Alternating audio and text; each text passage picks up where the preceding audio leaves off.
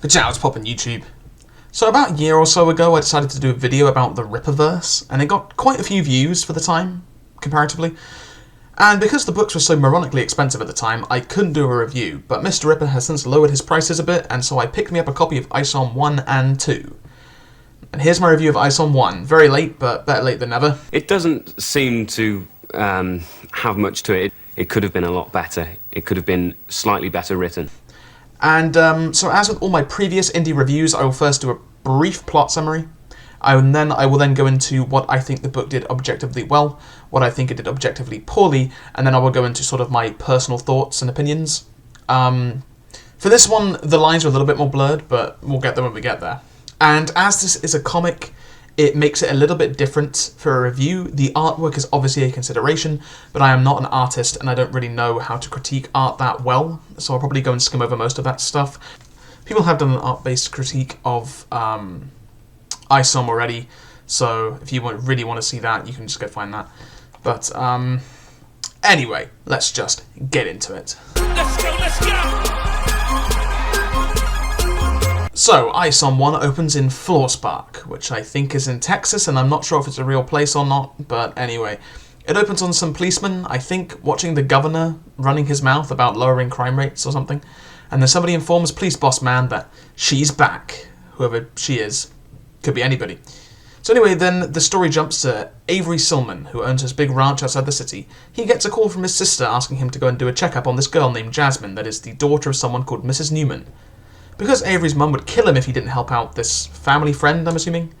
And because this old friend slash enemy of his, I'm not quite sure the relationship really, called Darren Fontano, was having business with this Jasmine girl, Avery goes off to the city to, have a nose around. Making my way downtown. So he shows up at this nightclub owned by Darren. He basically says that he and Darren have history, but all the security guards don't give a shit. Then Darren just sort of comes out and lets him inside, and they go inside to have a chat. There is a bunch of exposition, and basically Darren runs the crime empire in Florspark now, for some reason. And anyway, so Darren disrespects Avery and blows him off about Jasmine. So Avery starts beating the shit out of his security guards and kills them.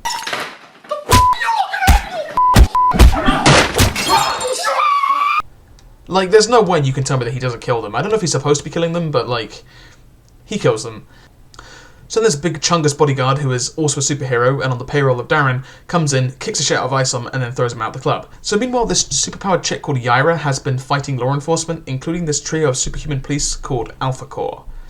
And I have no clue what's happening here, but I'm not even kidding. As Super Chungus throws Isom out the club, and I mean literally throws him, Yaira just sort of bumps into him in midair, and then mistakes him for an undercover Alpha Corps operative and slam dunks him into a taxi. Oh God! Oh God! Sure. So Avery wakes up in hospital and escapes the hospital and goes to see his sister, who is sort of like, oh, I didn't know this would happen, and yada yada yada. Anyway, because, and this is literally, so he's going back to Darren now, and she's like, oh, because of Jasmine, and he's like, yeah, and then in his like thought bubble, he's like, no, not really. I actually forgot about her. I'm going back because Darren disrespected me. He disrespected me. And I've got to get him to show me respect, because Isom's a gangster, I guess, I don't know. And so Avery decides to go and beat the shit out of Darren. So he goes over to the club and just happens to bump into Jasmine, so plot's over, I guess. And he sort of like grabs her and she's like, leave me alone and all this. And then the security of the club come up and say like he can't accost one of their employees, which seems quite reasonable actually, and then Avery just beats the shit out of them. So then he breaks into the club and threatens to just beat up some women who are partying, because Isom's a hero apparently. And then he fights Big Chungus again, and Big Chungus spits an absolute novel of exposition about Excepts, which is this universe's word for superheroes. And simultaneously, I still have no fucking clue what an Except is after it, so don't know what the point that was. And this time, Avery wins the fight. But the police show up, and he runs off, and he goes and sees his sister and her cute daughter, and realizes something is up with Jasmine, because Jasmine actually works at the same company that Isom's sister works at, as an intern. And she was acting really strange on the and flustered on the security footage this morning, or the other day, or whatever it was. Anyway, so he goes and speaks to this basically Edna Mode, except if Edna was a black guy, to get his super suit back. Tell him to take the motherfucking gluten out to me. And we learn that Edna Mode literally does deals with aliens, I think, and I'm very lost. The comic then ends on a random metal band who turn out to be alien superheroes or something, and I have no fucking clue what's happening right now. The book ends. So anyway, that was Isom 1. Let's just get into it. So, what do I think that this book did well? So actually, before I go into this, I'm going to preface this by saying it is a little unfair to criticize the plot of part 1 of a 3-part story. My final judgment on the actual complete plot, I will talk about the plot a little bit, will be reserved for when part 3 actually comes out and the story is finished. Because I think I want to be as fair as possible. But what do I think this book did objectively well? Not much, I will be brutally honest. The artwork is serviceable, but it's otherwise very bland and generic. I mean, the physical book is very nice, like really good quality. From a business standpoint, fantastic customer service. Like, this thing shipped up to me very quickly. I'm up in Canada. So from a business standpoint, very impressive, but this isn't a business channel, this is a writing channel, so from a writing standpoint, there's nothing that good about this book. Even from an art standpoint, the art is very lifeless and kind of generic, and I don't really have much good things to say about it. I hate to be dishonest. So what did I think it did objectively poorly? I thought there were going to be bigger issues with story structure than there actually were, but there wasn't. I think that the story is the main issue here, in sort of the story and the characters specifically is the problem. So the dialogue is terrible and boring and full of just really, really bad exposition. Characters just kind of spout off paragraphs, and I'm still somehow lost as to what's happening. Like, the characters all sort of sound the same, and by the same I mean they sort of just sound like Eric July himself. The vernacular is very inconsistent at times, and I sometimes can't tell if there are typos or like missing words, or whether the character just speaks with a vernacular that they just don't keep throughout.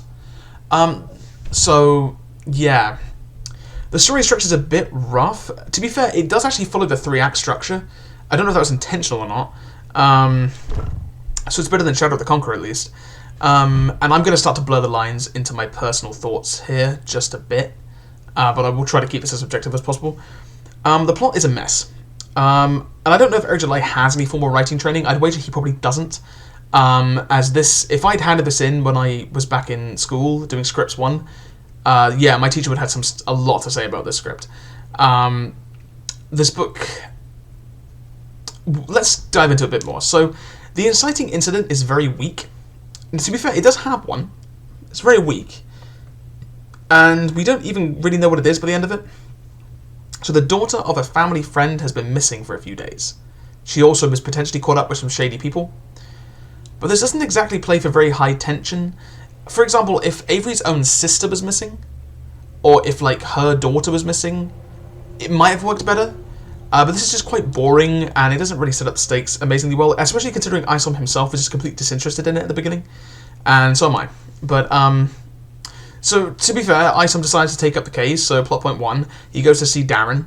He then gets disrespected by Darren and gets his ass handed to him by the Exet Man. So we do have plot point 2. He chooses now to go back to fight Darren again, not because he cares about the girl, and he admits it's purely just because he felt disrespected, and then he just stumbles across Jasmine somehow, so the plot resolves itself. We have inconsistent character motivations, and Isom's really not making himself a particularly likable protagonist. And I don't just mean likable, I mean, like, you can have protagonists you don't like, but I just don't think they're going for that here. Unless they are, in which case, I guess you succeeded, but I just don't think Isom's meant to be disliked in the way that I dislike him.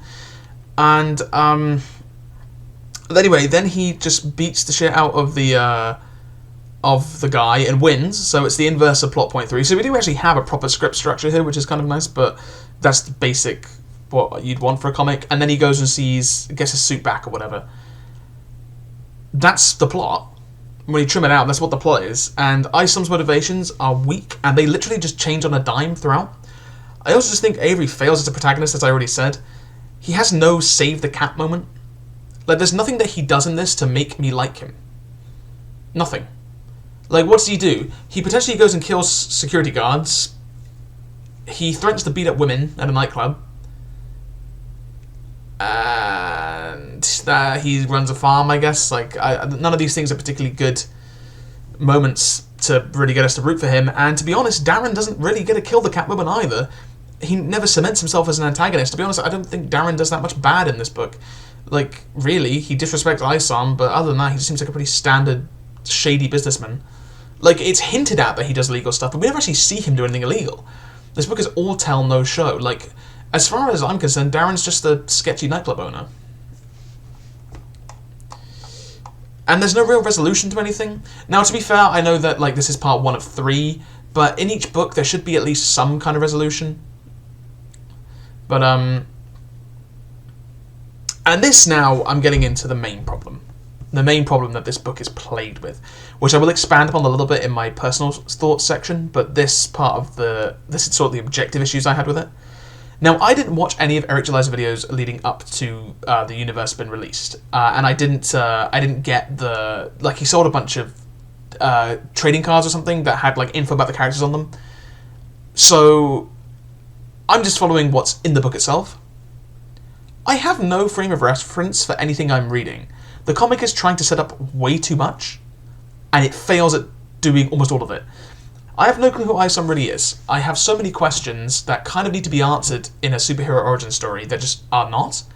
And this isn't like a 24-page comic, this is like a 90-page graphic novel. Or it's effectively like, what?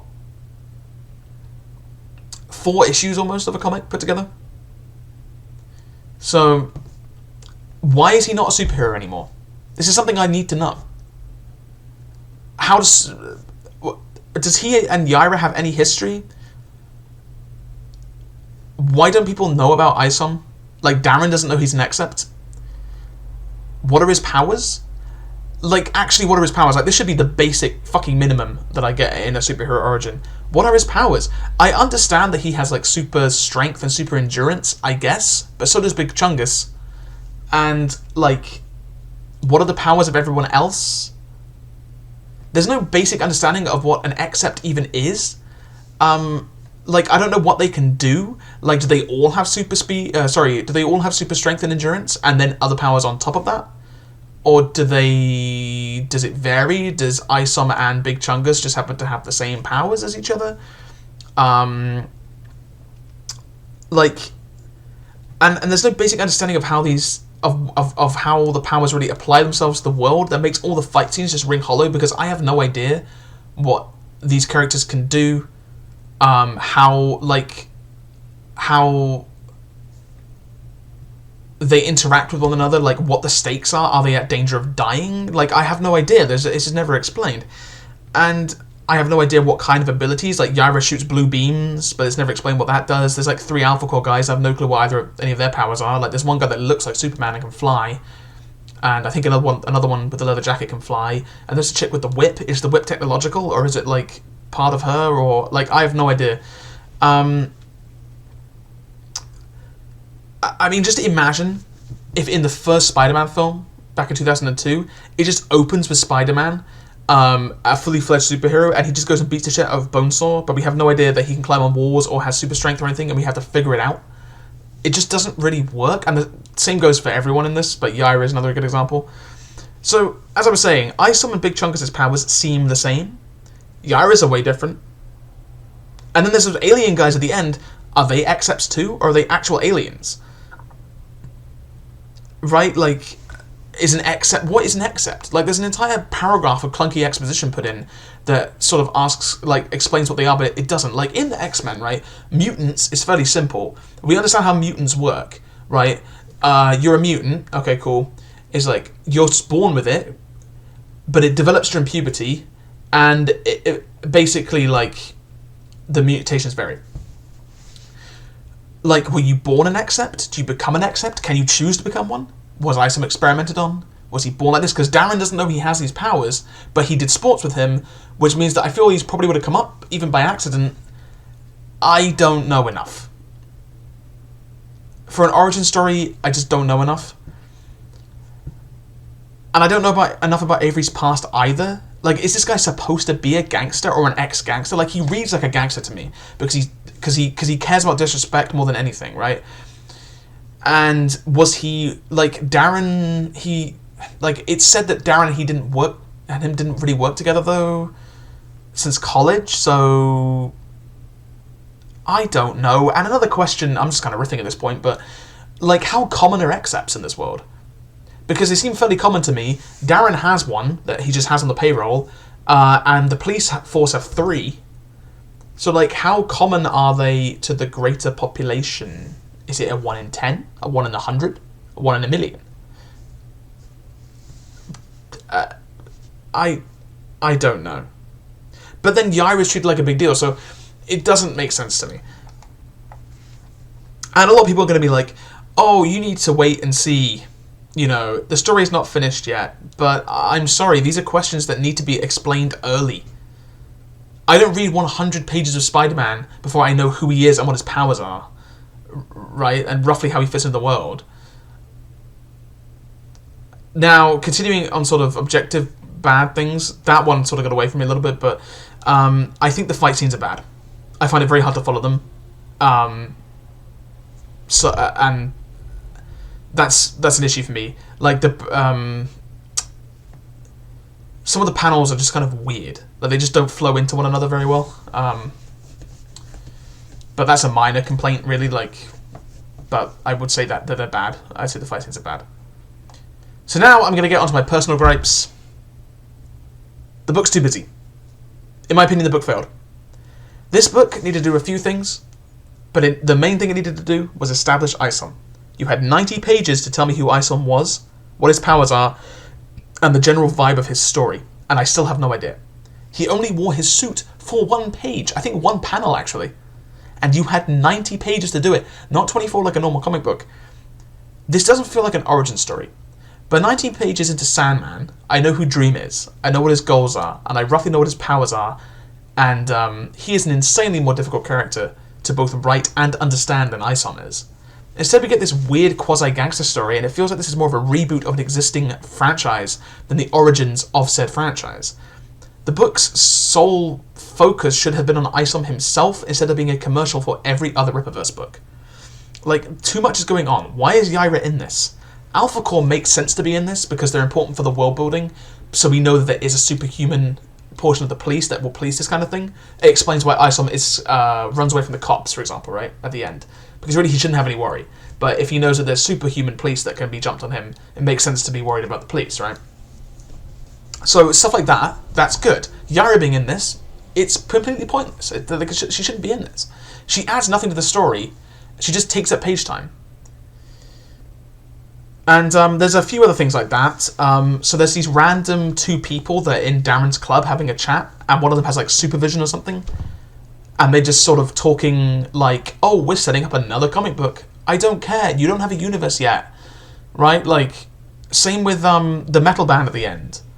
Why do I give a shit about them? Right? Like, this story's supposed to be about Isom. Isom's in there for about half of it. But only about half the book focuses on Isom. You know? And the intro makes no sense. Like, it opens with the police talking about Yaira. Just open with Isom. Like, it's his story, isn't it? And, now I'm reaching sort of my final point. And this will be a controversial one. But I think this book's premise is based on a bit of a lie. This was marketed as a return to honest American comics to get away from modern Marvel and DC bullshit, but it reads like an MCU movie. The thing is so packed full of mystery boxes, it's like J.J. Abrams was the ghostwriter, and the book is derailed by what is effectively a commercial for both Yaira, Alpha Core, and Norfolker, which is a fucking shit name, by the way. This isn't an origin story. This is a commercial for a million books I don't give a fuck about yet. This book's a total failure. The characters have shaky motivations that change constantly. I have no clue who any of the characters are or how their powers or abilities really work. And honestly, if you trimmed out all the Yaira bullshit and all the extra stuff, you'd have a rough skeleton of a story that could work, which is the most infuriating thing here. But this reads like a modern Marvel project, which is what I thought Eric July and his peers got rich criticizing. It's just very disappointing. I think it needed an editor, or at least a better editor. I would not be surprised to learn that it didn't actually have one, but if it did, it needed a better editor. Just to sit him down and be like, listen, trim the fat, trim this, like, when you set up Isom, your flagship character, then you can start injecting cameos and stuff. you know, and having fun with it, but you haven't put in the work yet to establish the universe. And, disappointing. I said last year, when I was reviewing Daniel Green's book, Breach of Peace, that I did not know what a 1 out of 5 book looked like. I think I've got it now. I think I know what it looks like, because not even the artwork salvages this. The artwork is pretty boring, it's pretty lifeless, it's not very good. And it's mostly 3D presets anyway. Apparently it's come out that's come out. I think Isom 1 is an honest 1 out of 5. There's just nothing good I can say about this. And that's what I thought about Isom. Very disappointing, especially with how much buzz it was getting. And I think a lot of the so-dubbed haters are actually kind of correct. This is a pretty bad debut. A very bad debut. Join me next time, and we'll go into Isom 2. And if you want to, I don't know, if you're upset by me ripping into Eric July, and you want to rip into some of my work, follow the links in the description, and you can find some of my short stories, or novels, or anything like that, and you're more than welcome to make rage bait videos about them. But yeah, that's my honest opinion, and I'll be seeing you all next time.